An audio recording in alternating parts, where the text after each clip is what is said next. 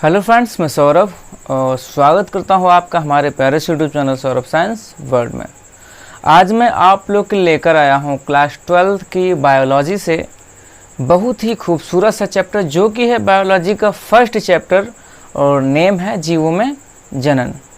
मैं आप लोग को एक बात क्लियर कर देना चाहूँगा, मेरे जितने भी लेक्चर होने वाले हैं वो टोटली डिपेंड होंगे एनसीईआरटी बुक्स पर, क्योंकि मैं चाहता हूं कि आप लोग बोर्ड एग्ज़ाम में बहुत ही अच्छा स्कोर करें।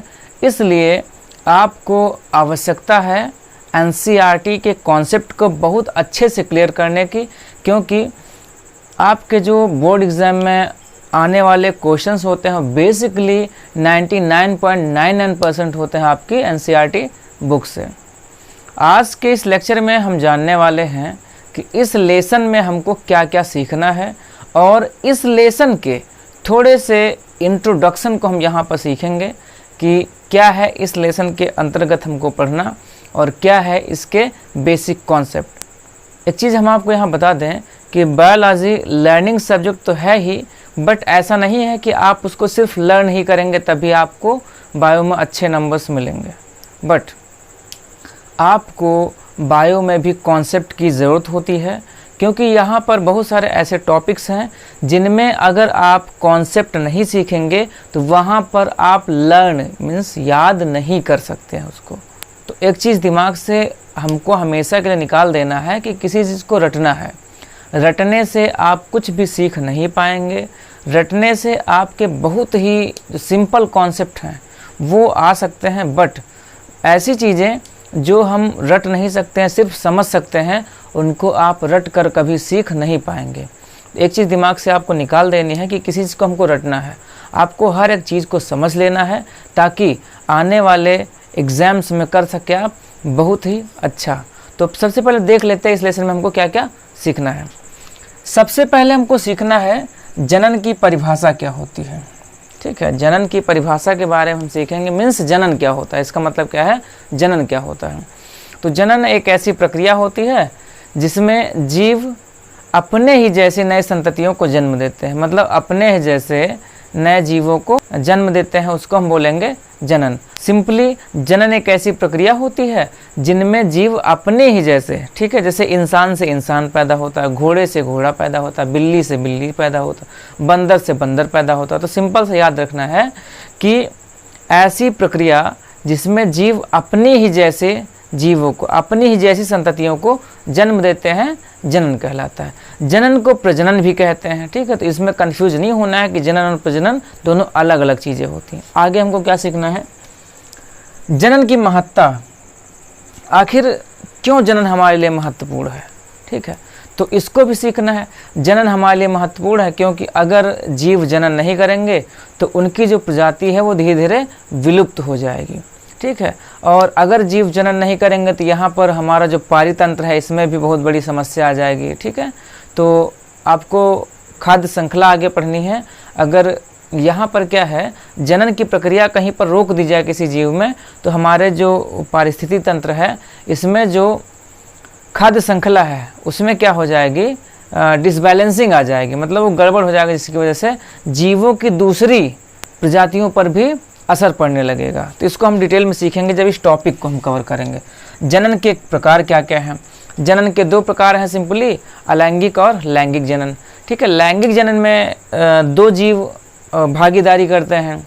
ठीक है, और वहाँ पर जनन अंग भी महत्वपूर्ण होते हैं।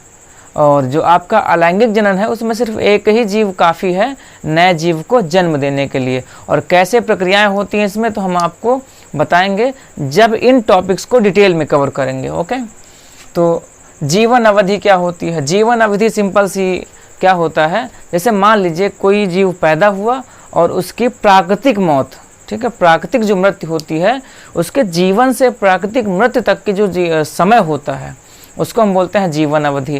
जैसे आपका जो तोता होता है 150 साल जीता है, इसी तरीके से आपकी जो गाय होती है 20 से 25 साल जीती है, कुत्ता जो है 10 से 13 वर्ष जीता है। तो इनको हम भी लिस्ट बनवा देंगे आपको। ठीक है, तो इसी तरीके से आपको बरगद का पौधा होता है वो 200 साल जीता है। तो इन चीज़ों को सीखना है हमको। आगे क्या है, आगे है लैंगिक तथा अलैंगिक जनन में अंतर क्या क्या होता है। तो इसको हम डिटेल में सीखेंगे जब इस टॉपिक को कवर करेंगे। तो यहाँ पर सिंपली हमको सीखना है कि लैंगिक जनन क्या होता है, अलैंगिक जनन क्या होता है। तो बेसिकली सिंपल सा पहला जो अंतर होता है, लैंगिक जनन में निषेचन प्रक्रिया होती है और अलैंगिक जनन में निषेचन प्रक्रिया नहीं होती है। निषेचन क्या होता है इसको हम सीखेंगे जब लैंगिक जनन को हम डिटेल में पढ़ने वाले होंगे। आगे क्या है आपका, लैंगिक जनन की विधियां कितनी होती हैं, सॉरी अलैंगिक जनन की विधियां क्या क्या होती हैं, विखंडन, मुकुलन, खंडन, कायिक प्रवर्धन और भी कई सारी होती हैं, ठीक है, स्पोर का बनना, मतलब जीवाणु समासंग वगैरह। तो वहाँ पर इन चीज़ों को हम सीखेंगे जब इसको डिटेल में कवर करेंगे। आगे क्या है, लैंगिक जनन के चरण क्या क्या हैं। लैंगिक जनन जो होता है ये मुख्यतः 3 चरण में बांटा गया है। निषेचन पूर्व घटनाएं, ठीक है, जिसमें आपका होता है युग्मक का बनना और युग्मक का स्थानांतरण। निषेचन युग्मक का एक दूसरे में क्या हो जाना, ठीक है, मिलन होना, मिलना क्या कहलाता है, निषेचन कहलाता है। और आगे पढ़ना निषेचन पश्च घटनाएं। निषेचन पश्च घटनाओं का मतलब है कि निषेचन के बाद क्या क्या होने वाला होता है, इन सब चीज़ों को हम यहाँ पर कवर करने वाले हैं। तो चलिए अब हम सीखते हैं कि जनन क्या होता है। तो परिभाषा लिखेंगे साथ में, आप भी लिखिए और उसको याद भी करते चलिएगा। तो चलिए देखते हैं। चलिए जानते हैं कि सबसे पहले जनन क्या होता है। जनन को हम प्रजनन भी कहते हैं। तो सिंपल सी डेफिनेशन है, जनन एक ऐसी प्रक्रिया है, एक ऐसी प्रक्रिया है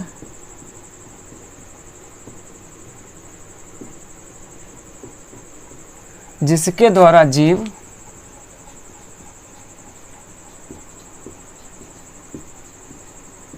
अपनी ही जैसी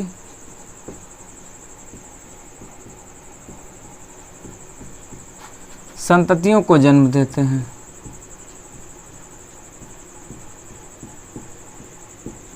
ठीक है, यहाँ पर इस संतति का मतलब होता है पैदा होने वाले जीव, पैदा होने वाला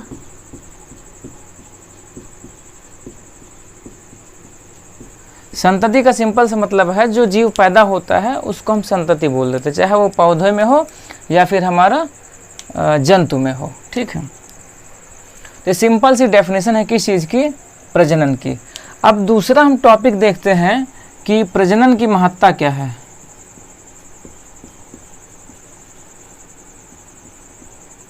प्रजनन की महत्ता, महत्ता का मतलब है महत्व, महत्ता का मतलब है महत्व। आज हम सिर्फ यहाँ पर 2 ही चीज़ें सीखेंगे, फिर आगे हम टॉपिक को कवर करेंगे। ठीक है, तो सबसे पहला क्या है कि आप लोग गाँव में देखते हैं, कहते हैं कि अगर इनका बच्चा नहीं तो इनका वंश खत्म।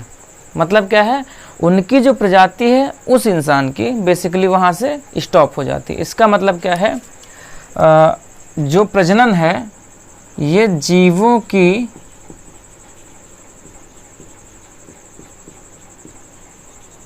प्रजाति की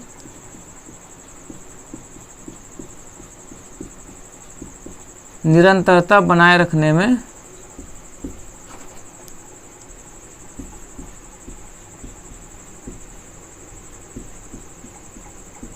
महत्वपूर्ण है।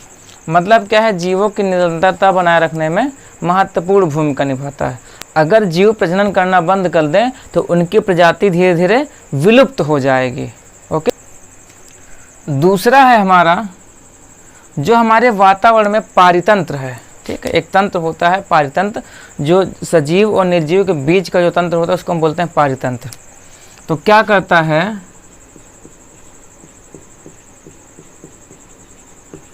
पारितंत्र के संतुलन को बनाए रखने में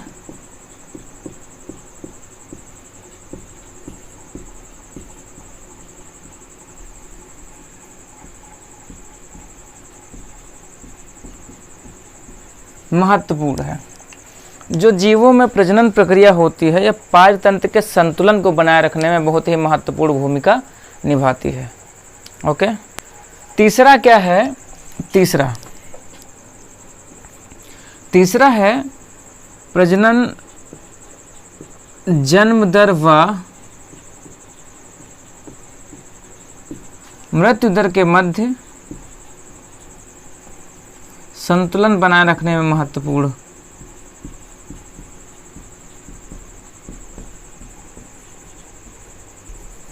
बनाए रखने में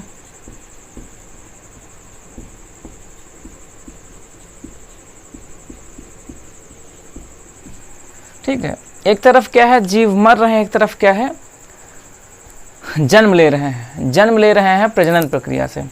अगर मान लीजिए मर रहे हैं परंतु जन्म नहीं ले रहे हैं, तो वहाँ पर क्या है, उनकी जनसंख्या में बहुत ही भारी गिरावट आने लगेगी। इस वजह से जैसे जैसे जीव मरते जाते हैं वैसे वैसे जो नए जीव जन्म ले रहे हैं प्रजनन प्रक्रिया के द्वारा, उससे उस प्रजाति के जीवों की संख्या में संतुलन बना रहता है। ठीक है, चलिए अगला देखते हैं।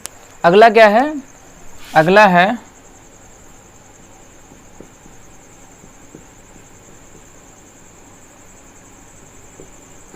पारतंत्र में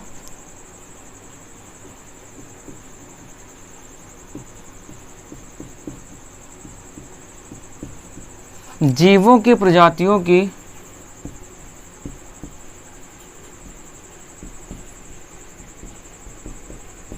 संख्या को बढ़ाने में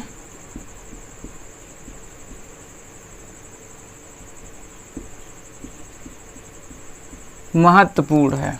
ठीक है, और पांचवा देखिए, पांचवा ये महत्वपूर्ण है, इसको याद रखना है।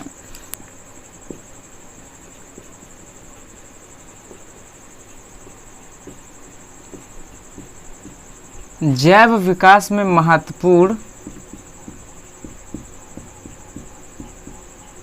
योगदान। ये जैव विकास क्या है? जैव विकास का मतलब होता है, ठीक है, जैसे पूर्व स्थित जो जीव हैं, पूर्व स्थित जीव से नए जीव का निर्माण। कैसे कैसे?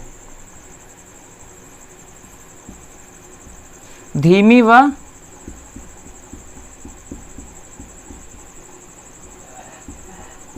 लगातार गति से। ठीक है, धीमी व लगातार गति से।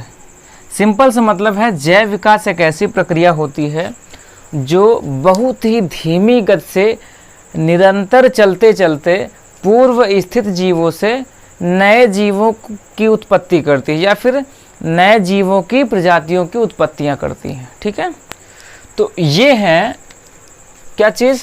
प्रजनन की महत्ता। ये सारी चीज़ें हैं, प्रजनन अगर ना हो तो ये सारी चीज़ें यहाँ पर हमारे वातावरण में, पर्यावरण में नहीं होंगी। क्योंकि प्रजनन होता है, उसकी वजह से सारी चीज़ें होती हैं, तो हमारे वातावरण में बहुत सारा संतुलन बना रहता है। तो आज के इस लेक्चर में इतना ही। आगे हम पढ़ाएंगे आपको कि अलैंगिक जनन क्या होता है और उसके कितनी प्रकार की विधियां हैं जिससे अलैंगिक जनन होता है, और फिर उसके आगे हम पढ़ाएंगे अलैंगिक और लैंगिक जनन में क्या अंतर होता है। जब पढ़ा चुके होंगे आपको हम लैंगिक जनन के बारे में। तो पढ़ते रहिए। अगर आप मेरे YouTube चैनल पर नए हैं तो प्लीज़ चैनल को सब्सक्राइब करिए और प्रेस करिए बेल आइकन को, ताकि आने वाले अगले वीडियो के नोटिफिकेशन मिल सके आपको सबसे पहले। धन्यवाद।